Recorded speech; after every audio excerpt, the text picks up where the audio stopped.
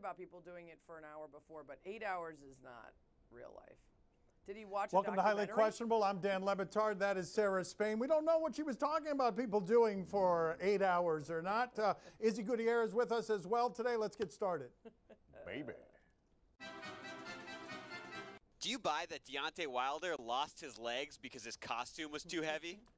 I am actually interested in the mechanics of this. Deontay Wilder, by any measurement throughout history, would be in better shape than Tyson Fury, the guy he was fighting against. And it was indeed very curious that he lost his legs so fast in that fight, although I assumed it had to do with the blood trickling from his ear, not the costume. But instead of talking about the mechanics, can we just enjoy the uproarious humor and the idea of a heavyweight fight being decided because this guy was wearing a 40 to 45-pound costume in honor of Black History Month? Greg Cody of the Miami Herald had a funny line on the radio show today. He said, well, if you really want to honor Black History Month, how about knocking out the flabby white guy? This is a story you'd find in The Onion. Honest to God, I thought it was a spoof. I had to check it several times to make sure that I wasn't being fooled. I mean, I'll start here. The walk-in was great. It was phenomenal. It was an amazing tribute. He looked amazing. But as far as an excuse for not winning the boxing match, I've got to tell him what I tell my good friend Eileen all the time. Come on. That's a BoJack Horseman joke, by the way. But listen, to say that that was the reason, come on, give me a game show sound or something. To say that that was the reason you didn't have your legs. To say that Tyson Fury didn't hurt you. Man, you were bleeding out of your ear, and it wasn't because you busted an eardrum, apparently. He needed 7 stitches inside of his ear. You were clearly rattled. You were leaning back against the ropes for some reason, and you're going to say it was because of a 15-minute farmer's walk that you did because of this costume? That doesn't make any sense, and frankly, it doesn't make me think that the rematch, the third one, is going to be any better because I don't see any way outside of what we said the first 2 matches was, hey, wait for that big right hand. Well, if he never lands it, he's never going to knock out Tyson Fury. So I'm not even as excited about the rematch, especially if this is his excuse. Well, here's the problem. It's bad either way. Like, it's a terrible excuse to lose a fight when you're a 6'7", 230-pound man claiming that wearing about 40 pounds worth of electronics and costume threw you off enough to not be able to fight that 6'9" man against you, right? Or if it really did make your legs tired, then that's terrible too because you didn't think through what you were doing and you were putting how you looked ahead of how you were going to fight. And again, if you're a 6'7" guy who weighs 230 pounds and somehow your training wasn't enough that you could sustain 20 minutes of wearing a 40-pound costume, you weren't probably going to win the fight anyway. So he looks bad either way. Just cut your losses and get ready for the third part. And can we contrast these two, by the way, and who was better prepared for this? Deontay Wilder wearing 40 pounds of costume, and Fury didn't even walk in on his own feet. He had women carrying him onto the... Yes, nobody was more tired than those women carrying that. But I would say to you guys, and you tell me I'm wrong on this, if indeed this was something that I thought after losing that fight, that's a secret that would die with me. I would never tell anybody out loud and suffer the shame of the reason I lost this fight is because I turned it into a costume party. I do got to ask this, though, because, Dan, you should know what it's like to carry around 40 pounds of extra weight everywhere you go. Like, shouldn't you tell us where Deontay Wilder... Really? Come on, Eileen. Stugotz weighs more than 40 pounds, okay? Stugotz weighs way more than 40 pounds. Come on. That's funny. Is it now clear to you that Joe Burrow will certainly, definitely, assuredly be a Bengal? Oh, I thought we were going to talk about something else. I thought that the guy who was photographed with a hat that called after winning the championship, him, Big Bleep Joe, we were going to talk about his tiny hands and the fact that 9 inches are the reports on the smallest hands we've seen from a first-round quarterback since 2008. But that's not what we're doing. We're doing the media thing that Joe Burrow accuses us of doing, which is manufacturing a story. I'm a ball player. Whoever picks me, I'm gonna go show up. Of course, I want to be the first pick. You know, that's every kid's dream. You know, I've worked really, really hard for this opportunity, and I'm blessed to be in this position. And a lot of people helped me get here. So I'm just really excited to be in this place. It's 2 hours, 15 minutes from my house, and I could go home for dinner if I wanted to. Not a lot of pro athletes could get to do that. Well, I mean, he could have gone home to dinner when he was playing at Ohio State, and he decided to go far away to Baton Rouge. But I would like for someone with his kind of power and leverage to test what is a stupid system. These owners shouldn't have fixed costs. The idea that the draft is ingrained in society and sports in such a way that we wouldn't accept it anywhere else in capitalism if we had the kind of value that Joe Burrow had, I would love to see him challenge this, saying, no, Bengals, you've been people who never care about winning. I don't trust you to put winning pieces around me because you care about business and not winning. I wish he would test the system, even though it looks like he's not going to. Yeah, Dan, I mean, we can complain about the system, and you're right to, but it doesn't feel like he's going to be the guy who's going to try to change, how the draft system works. It even feels like he, at the beginning, was sort of hinting at, I don't really want to go there. I'm not going to explicitly say it, but I'm also not going to be enthusiastic in a way that makes people feel like I want to go there. And now he's probably been advised that at this point he's probably going to be selected by them. He should ingratiate himself to the fan base. He should remind everyone he's a hometown boy. And I think that's the right move. Now, you can John Elway, Eli Manning it. You can take your chances, but I think it probably ends up being that he believes that there's enough faith in a new coach and a system with the Bengals that he can make good on it. And, he also looks like a giant Macaulay Culkin, apropos of nothing. Yeah, I want to go over what he said there. He said, I'm going to play for whoever picks me. Well, that doesn't mean the Cincinnati Bengals are going to pick him. Maybe he's hopeful of a trade, or maybe he's sort of working back channels to convince them to trade away that #1 pick. He also said, I'm a ball player, I'm going to play.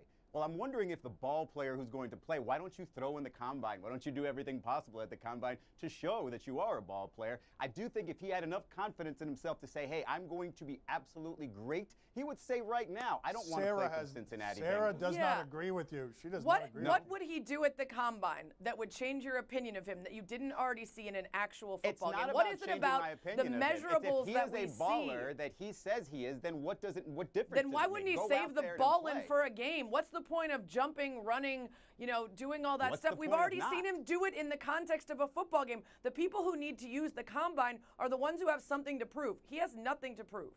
Who's to say that they need to prove anything or he needs to prove anything? If he's just a baller and go out there, go ahead and do it. Why not? He also said 2 hours and 15 minutes to go home for dinner. Who's going to drive 2 hours and 15 minutes to go home for dinner? No matter People what who like other their team you play families? for, I mean, there's probably about a 2-hour flight you can My take mom's food from is whatever great. other I'd rather city. have her cook for me and do the laundry. I would totally do that. Yeah, 100%. Totally do that. Yeah. Is Joel Embiid right to have a problem with Kevin Huerter stealing the ball from him? All right, the Sixers were at home last night, so they won. They lose all their games on the road. They're happy and have a lot of fun when they're at home because they never seem to lose at home. So last night they're winning big, and Joel Embiid is doing those extraterrestrial things that he can do at that size. That's 49 points he's got there, and then there's a lot of shimmy, and then there's some of this. There's some spanking involved. A little shake. And yeah, and then he gets the rebound here, and he wants to enjoy all the glory. Yes. Man style. And there it is. Not since Don Beebe stole the ball from Leon Lett in a Super Bowl has there been such a great victory for a smaller white person than there is right there. We've got a giant victory, and Joel Embiid shot him a middle finger. You saw that there? No, once you start the showboating, you got to take it a little bit. He's got a thinner skin than I'd like for somebody who enjoys trolling as much as he does. If it was anybody else on that team taking the ball up, the Hawks would have absolutely let the time run out. But of course, it's the dancing, and it's because it's Joel Embiid. And if that's who Joel Embiid is going to be, then that's what he's going to have to deal with. I am curious about this. I don't know which unwritten rule you go by, play hard to the last whistle, or don't steal the ball in the final minute. I'm not sure. Maybe we should write them down. I don't know. But I do think that another reason Joel Embiid was having so much fun out there was because Ben Simmons wasn't out there. And Ben Simmons is having an MRI on his back and won't be there for a while. We're going to see these types of performances from Joel Embiid. So if you're annoyed by him now, just get ready. It's going to happen for a long time now. Izzy, we don't have to write them down because somehow we have covered every possible angle on this show when I've been on it. We've done can't try too hard when you're up, can't try too hard when you're down. Now we got can't try too hard when you're down when someone's on 49 points and might want to get to 50 and was really enjoying dancing in front of their home crowd. It doesn't matter. Just play basketball. And if you want to shimmy and shake while you're on the court, you have to at least acknowledge that there are defenders on the court as well and that they might take the ball from you if you're dribbling up to the size of your head and not looking at anyone around you. We should all be excited when Joel Embiid plays like this because we should all want guys who have extraterrestrial talent like him to play up to it and to their potential. And so when he's excited and happy and cueing the crowd and doing the WWE stuff, it helps him. It seems to help him. He's talked about, I'm going to get back to having fun. I'm going to get back to being myself. Is it a pure coincidence that that's when Ben Simmons isn't on the court? Probably not. But for now, Sixers fans should at least enjoy a guy who, even in the moments when maybe you're not supposed to try hard, is, because that's Embiid's biggest problem, is making sure he tries hard all the time. So let him do it, even in blowouts. That concludes our Sixers coverage. I have it written down right here. It is the 45th consecutive day, most ever, world record of covering a 5 seed. Covering a 5 seed in ways it doesn't deserve. Coming up next on my son's TV show. Paul George, as they beat the Grizzlies up, and did he travel is the question. I mean, Highly Questionable is brought to you by Burger King. The 5 for $4 meal deal is here, only at Burger King. Play the game that can't believe all the girls had to stay in the same room during Fantasy Suite week. Awkward. Do you question? Wow, she might as well have been speaking Mandarin there for how little I understood. You give us topics and events, we question them. Bachelor, Dan, Awkward. The Bachelor. Do you question if Paul George traveled? The Clippers broke a 3-game losing streak last night. Memphis, Ja Morant, Zion's coming for your stuff, man. Be careful. He's coming up from behind. He's going to grab all the stuff you got. But let's check in last night with Paul George as they beat the Grizzlies up. And did he travel is the question. I mean, how else do you describe that? Yeah, I'm going to say if you can't count the steps, there were probably too many. 1, 2, 3, 4. I mean, it's clear as day. I don't know how embarrassing that is. Who is it more embarrassing for, the referee who doesn't call that, or if Paul George actually gets that called on him? Because if you get that called on him, it's like, oh, I can't believe you called it. But this referee, come on, it's right in front of you. It's probably embarrassing for the NBA that none of us know exactly what a gather is and then how many steps you get after that. Wouldn't you guys agree that Corey Brewer got away once upon a time with one worse than that? This is as bad as you will ever see here. Corey Brewer got away with this right here. It just makes me, I mean, it makes me wonder what the officials are even thinking about at the time. Are they looking in the other direction automatically? You just forget you're in the middle of like a rec league game. Although wasn't the one of just James Harden walking down the court forgetting he needed to dribble to bring it up? Russell Westbrook. Don't we have Russell Westbrook just sort of forgetting that you're supposed to dribble the basketball? Yeah. Well, it does look really natural, though. I understand why maybe the fans need to yell about it, because I think the officials are like, yeah, he seems in control. He's calling up a play. Do you question the defender's decision to jump? FSU is really good at basketball. Leonard Hamilton, again, has that team mattering. But let's check in here with a defender. Trent Forrest is on one side. He's got the ball. And Jordan Warwick. Oh, my. Just let him get it. Good God. Jordan, what are you doing, my friend?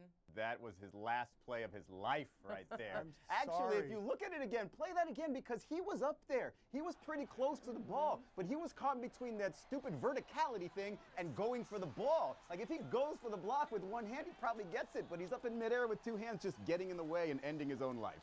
Yeah, and also I know it's not funny, but I actually really respect this because you hear about players saying that they don't want to defend on stuff like that because they don't want to get dunked on and be part of a highlight. But that should not be the thing leading in your mind when you're in the middle of a game. It should be, let me stop this dude, not, oh no, I don't want to get posterized. So I respect him, Jordan Nwora. Come on. Come on. Eileen? Do you question if this guy is a warlock? I believe that the thing that has kept us on the air, I think over 9 years now, or close to 9 years, is our Warlock coverage. Nobody at ESPN in the history of ESPN has ever done it better. We are the worldwide leader in Warlocks. So here's a montage of various Warlocks that we've discovered in sports throughout time. Yeah, that's what just happened at the end of his career there. And then where did that guy go? Then this guy does. This is not human, the ability to do that. Where's the football go here? Where's it go? No one sees the football. That's more of a magic trick than a warlock. This is what's happening here. An obvious warlock. She has no seat there. What? I mean, get out of here. Yeah, and so that is our warlock montage, all verified warlocks. Let's see what we have here. A nominee. Is this indeed a warlock? Okay, well, he didn't disappear, so he's not a warlock. And also, do you think with that amount of free time, you'd be able to, like, accomplish something useful that benefits the world? Wow. I'm just wondering. Good. That was pleasant. I had a good 30 seconds watching that. I suppose he could start a .org, or he could just play with that and entertain us. Time to play the game that can definitely plank longer than anybody on Dan's radio show. See? Oh, no. No. No. You guys tell us what's on television. We'll tell you if we're intrigued. You guys didn't have me at 2 minutes and 49 seconds. That was pretty good. Nice. Tonight at 10, Pelicans and Lakers.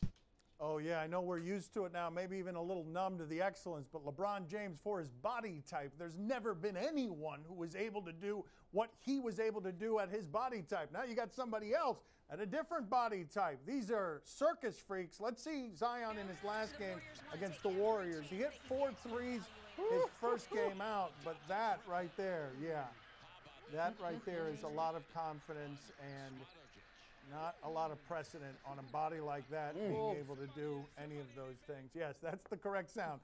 Izzy, are you intrigued?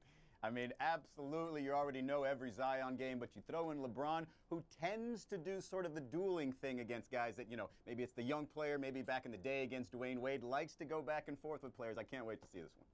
This is going to be a spectacular matchup. LeBron's going to try to outshine the kid. The kid's maybe going to feel for the first time something other than pure humility and is going to actually try to show somebody up. It could be the first time ever in Zion's life that he sheds the old aw shucks and actually comes hard with it. This should be fun. Tonight on HBO, Real Sports with Bryant Gumbel.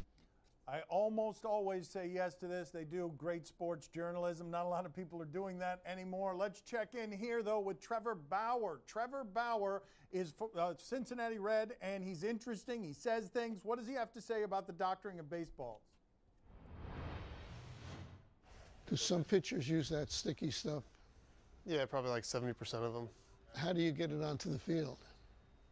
Pitchers put it on their glove or on their hat or inside their belt buckle or... You're not supposed to be giving up these secrets. I mean, your fellow baseball players aren't going to be happy about this. Yeah, well, it needs to be talked about more because it affects every single pitch. Yeah. And it's a bigger advantage than steroids ever were. If you know how to manipulate it, you can make the ball do drastically different things from pitch to pitch at the same velocity. And why don't the managers yell at the other guy? Because all their guys are doing it too. That's interesting. It's honest. Izzy, are you intrigued? I mean, absolutely. First of all, they should make a reality show with Trevor Bauer. He's ridiculously interesting, but more impact than the steroid era? I mean, that's something that definitely needs to be talked about more. Hey, stop stealing my signs. Let me just put this pile of goop on the ball real quick. That's a shocking claim by him. Sarah, are you intrigued?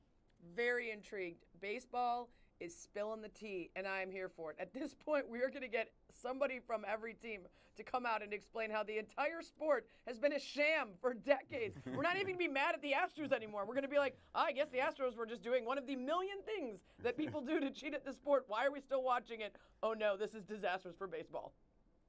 Change my answer. I like baseball. This is going to be terrible. What's going to happen? Tonight at 7, Ole Miss at number 13 Auburn. Okay, this is not what it says on my cheat sheet over here. On my cheat sheet, it says Bucks and Raptors. And look at what happens to excellence around here. Bucks and Raptors, we can't talk about you. We got to check in with an 86-year-old woman putting at a halftime of a college game here. This is a 94-foot putt. Her name is Marianne. Tell you what, that's 94 feet. Why don't you go to your home? Really good. Go to your home. For a free car. For a free car. Yes! That's amazing. That is crazy. Look at her. She's old. That is true. I don't know why that's what you would take from that. Yeah, she's old. These are lines from a movie, Dan. Go to your home. Look at her. She's old. Happy Izzy, are Gilmore. you intrigued? I'm sorry, I missed that. My bad. Izzy, are you intrigued? I'm not intrigued, but I am impressed because she is, as you stated, an Ole Miss. And right before the putt, she asked, "Where's the hole?" Couldn't even see it. Knocked it in. That's pretty good. Why is your note card up, though? Sarah, are you intrigued? I'm not intrigued. I am intrigued. I think she's more of an old ma'am, but we'll have to find out later. Anyway, amazing, awesome. I hope she could still drive, because, you know, if you win a new car, you want to. Because she's old. Because old. Again, she's old. She's old. That's all the time we have for today. Thank you for watching. You want more Izzy Gutierrez? Set your recording devices now. 9 a.m. Saturday, Outside the Lines on ESPN. Sarah Spain, you can catch her every day, ESPN Radio, and the That's What She Said podcast on the Le Batard and Friends Network. It's so mean. I hope she can still drive. It's so mean. I hope they end the show with that remorse right there. Good night, everybody.